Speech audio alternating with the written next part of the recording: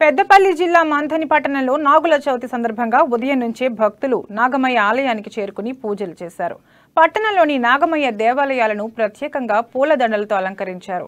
మహిళలు పిల్ల పాపలతో కలిసి వచ్చి నాగమయ్యకు ఆవు పాలతో అభిషేకం చేస్తూ జామ పండ్లు, అరటి పండ్లు, కొబ్బరికాయలను, వడపప్పు, చలివిడి ముద్దలను నైవేద్యంగా సమర్పించారు.